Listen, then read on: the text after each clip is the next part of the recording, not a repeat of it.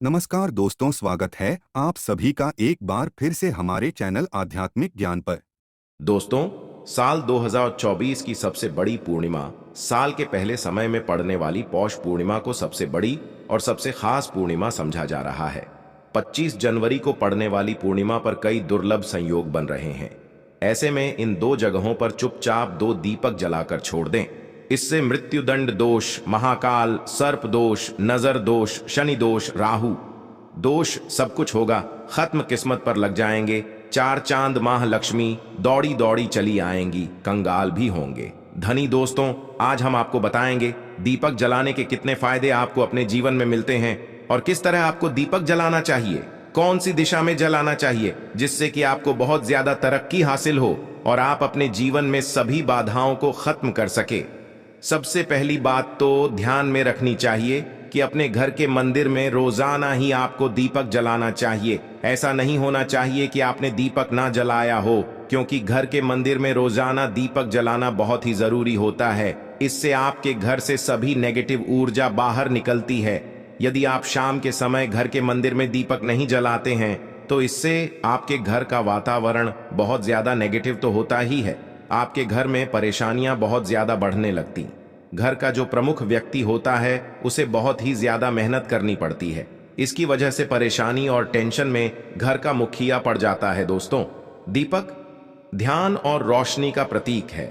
पूजा में दीपक का खास स्थान है। आमतौर पर विषम संख्या में दीप प्रज्वलित करने की परंपरा चली आ रही है। दरअसल दीपक जलाने का कारण यह है कि हम अज्ञान का अंधकार मिटाकर अपने जीवन में ज्ञान के प्रकाश के लिए पुरुषार्थ करें।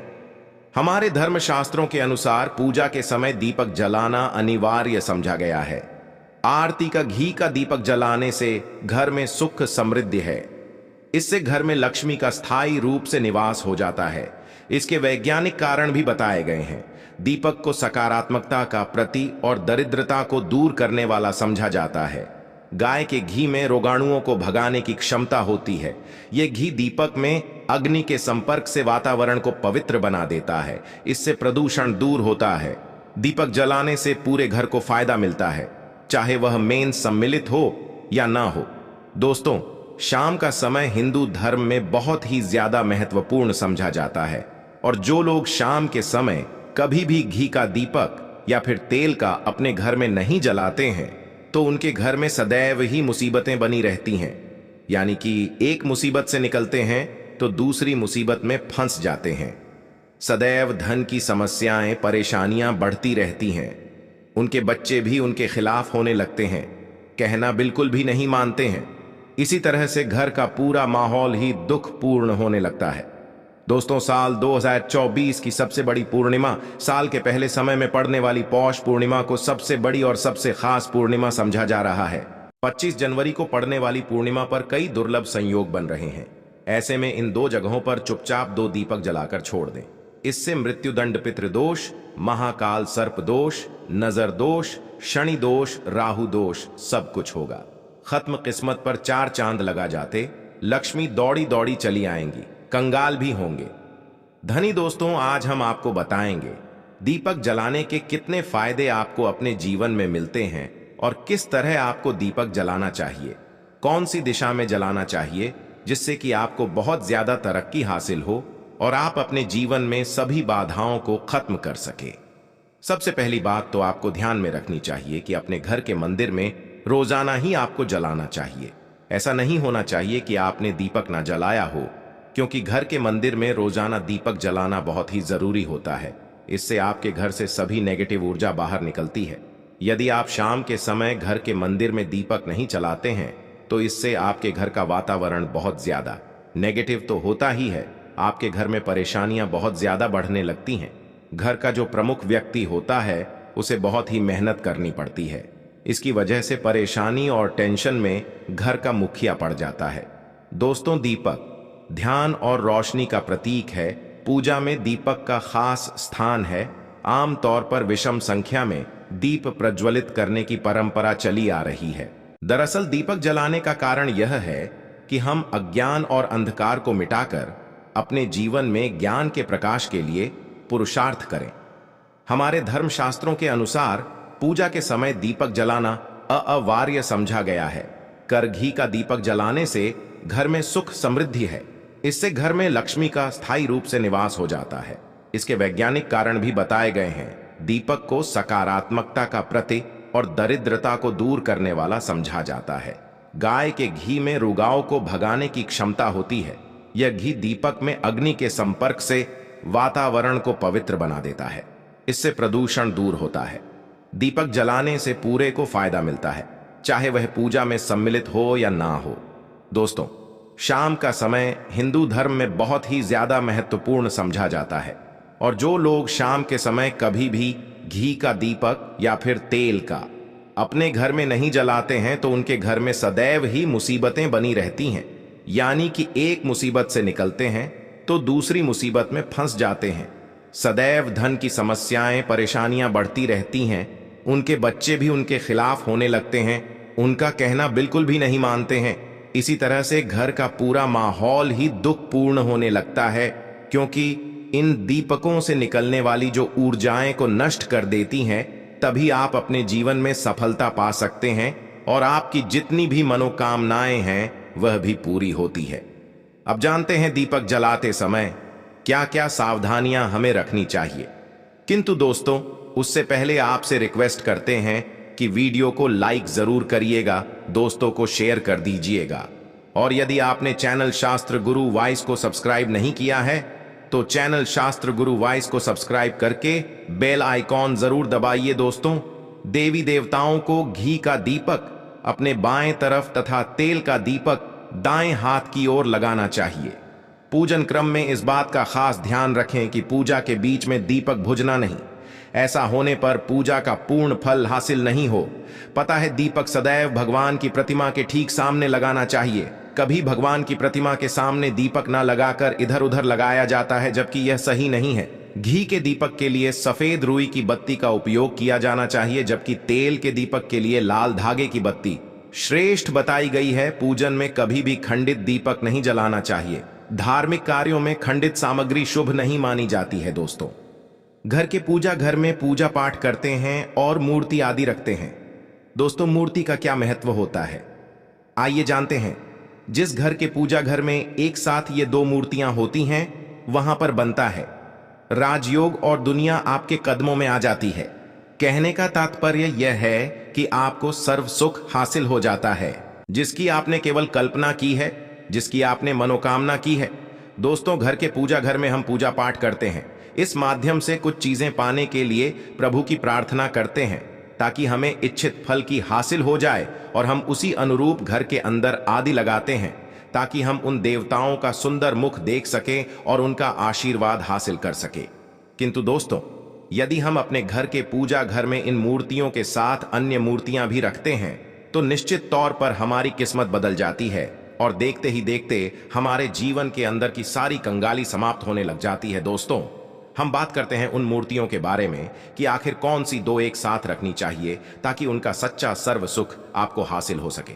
तो दोस्तों, यदि आप कृष्णा भक्त हैं और बाल गोपाल की मूर्ति रखते हैं, तब आपको भगवान श्री कृष्णा के साथ राधा जी की मूर्ति भी अवश्य रखनी चाहिए। दोस्तों, भगवान कृष्णा की यदि आपके घर में तस्वीर है तो उसके साथ राधा जी की भी तस्वीर संयुक्त जोड़े के रूप में आपको लेकर आनी चाहिए। यह प्रेम और एकता की ऐसी अनोखी मिसाल है। जिस घर में इनकी तस्वीरें होती हैं तो समझ ले उस घर के अंदर किसी भी तरह का गृह क्लेश नहीं होता। पति पत्नी और परिवारजनों के बीच परस्पर प्रेम रहता है और घर में धन धन्य में अपने आप ही वृद्धि हो जाती है। इसीलिए यह जरूरी समझा गया है। यदि आप भी इन मूर्तियों को रखते हैं तो निश्चित तौर पर आपके जीवन में अपने आप ही फायदा हासिल हो जाएगा। दोस्तों, कई लोग अपने घर में माता लक्ष्मी की पूजा करते हैं तो सोचते हैं कि भगवान विष्णु की भी पूजा करें या ना करें, उनकी मूर्ति साथ में रखें या ना रखें। दोस्तों, सदैव भगवान श्री हरि विष्णु माता लक्ष्मी की पूजा आपको एक साथ करनी चाहिए। दोस्तों, देवाधिदेव महादेव भगवान विष्णु और भगवान ब्रह्मा तीनों देवताओं को सर्वशक्तिमान देवता समझा गया है और त्रिदेव में भगवान विष्णु जी को पूजा जाता है। तो यदि आप अपने घर के पूजा घर में लक्ष्मी नारायण जी की संयुक्त रूप में पूजा करते हैं, निश्चित तौर पर आपके घर में दिन दुगनी रात चौगुनी वृद्धि देखने को मिलती है। दोस्तों, इसलिए आप भगवान विष्णु जी के साथ माता लक्ष्मी की पूजा अवश्य करें। यदि माता लक्ष्मी की तस्वीर है तो आपको उनके बाएं तरफ भगवान श्री नेश और भगवान श्री कुबर जी की मूर्ति या तस्वीर अपने घर के मंदिर में अवश्य लगानी चाहिए। यदि आप माता लक्ष्मी के बाईं तरफ भगवान श्री गणेश की मूर्ति लगाते ही आपको निश्चित तौर पर लाभ हासिल होता है और देखते ही देखते आपके जीवन के अंदर की कंगाली समाप्त होने लगती है। तो धन हासिल के लिए आपको लक्ष्मी गणेश जी की संयुक्त रूप से पूजा करनी चाहिए। समझा जाता है माता लक्ष्मी धन देती है तो श्री गणेश रिद्धि सिद्धि के दाता हैं, वे बुद्धि का विकास करते हैं। इसी वजह से उनकी पूजा बहुत जरूरी मानी गई है। दोस्तों, कई लोग पूछते हैं कि अपने घर में हनुमान जी की तस्वीर या रखे या ना रखे, उनकी पूजा करें या ना करें। तो दोस्तों, निश्चित तौर पर हनुमान जी की मूर्ति या तस्वीर अन्य देवी देवताओं के साथ घर में रख सकते हैं। इससे ना कोई दोष लगेगा, ना ही आपके ऊपर हनुमान जी क्रोधित हो जाएंगे। इसके अलावा प्रश्न उठता है कि प्रभु श्री राम की तस्वीर घर के पूजा घर में रखते हैं तो साथ हनुमान जी की तस्वीर रखें या ना रखें। दोस्तों, भगवान श्री राम के प्रिय भक्त हनुमान जी हैं और निश्चित तौर पर दोनों की पूजा से आपको उतना ही आशीर्वाद हासिल होता है जितना कि आपको राम जी की मूर्ति या तस्वीर का पूजन करने से मिलता है। या फिर सबसे अच्छा है कि आप श्री राम दरबार की तस्वीर अपने घर में लेकर आए और श्री राम दरबार की तस्वीर का पूजन करें, या उनकी मूर्ति या उनसे जुड़ी किसी तरह की कोई चीज आपके पास है तो आप उनका पूजन करें। सारे देवी देवताओं का आपको आशीर्वाद मिल जाता है। हनुमान जी से लेकर सीता माता, भगवान श्री राम और अन्य देवी देवताओं का भी आशीर्वाद मिल जाता है। निश्चित तौर पर अपने घर के पूजा घर में एक साथ आप यह तस्वीर रख सकते हैं। इससे आपके जीवन में राजयोग की हासिल हो सकती है। दोस्तों, इसी तरह यदि आप अपने घर के पूजा घर में या किसी अन्य स्थान पर यदि कोई तस्वीर रखना चाहते हैं और उसे लगाकर अपने घर में लाभ हासिल करना चाहते हैं तो अपने घर में या पूजा आपको निश्चित तौर पर त्रिदेव की तस्वीर या मूर्ति एक ही स्थान पर लाकर अवश्य रखनी चाहिए। ब्रह्मा, विष्णु और महेश, इन तीनों की संयुक्त से एक साथ तस्वीर अपने घर के मंदिर में या अपने घर में कहीं भी लाकर रख देनी चाहिए। समझा जाता है कि इन तीन देवताओं के एक साथ दर्शन करने मात्र से हमारे बड़े से बड़े विघ्न और बड़े से बड़े कष्ट ऐसे ही समाप्त हो जाते हैं। इसी वजह से इन तीनों की एक साथ में तस्वीर या मूर्ति लाकर आपको पूजा अवश्य करनी चाहिए। दोस्तों, अब बात करते हैं कि कुछ ऐसी तस्वीरें होती हैं या ऐसी मूर्तियां होती हैं जिनको आपको अपने पूजा घर में स्थान ही नहीं देना चाहिए। यदि आपने इन तस्वीरों को या मूर्ति को अपने घर के पूजा घर में स्थान दिया है तो समझ लीजिए कि आपको कंगाली का सामना करना पड़ेगा या फिर देवी देवताओं की क्रोध का सामना करना पड़ेगा। दोस्तों, और एक बात बता दें कि मंदिर में कभी भी विषम संख्या में गणेश जी की मूर्तियां ना रखें, जैसे कि 1, 3 या 5 ऐसे रखना समझा जाता है। 2 मूर्तियों को एक साथ रखना शुभ समझा गया है। यदि आप सिर्फ गणेश जी की मूर्ति रखते हैं तो इसके अलावा किसी भी तरह की मूर्ति आपको नहीं रखनी चाहिए। दोस्तों, स्थापित करते वक्त ध्यान दें कि गणेश जी का चेहरा सदैव घर के मुख्य दरवाजे की तरफ होना चाहिए ताकि आपको अच्छे और सच्चे धन लाभ की हासिल हो। और इस बात का ध्यान रखें कि घर में अंगूठे से बड़े आकार का शिवलिंग आपको भूल कर भी नहीं रखना चाहिए। सदैव एक छोटा सा शिवलिंग रखें और इससे ज्यादा शिवलिंग नहीं रखने चाहिए। दोस्तों, वैसे तो कोई अपने घर में शिवलिंग रखना ही नहीं चाहिए, उसके बाद भी यदि रखते हैं तो अंगूठे से बड़े आकार का शिवलिंग आपको नहीं रखना चाहिए।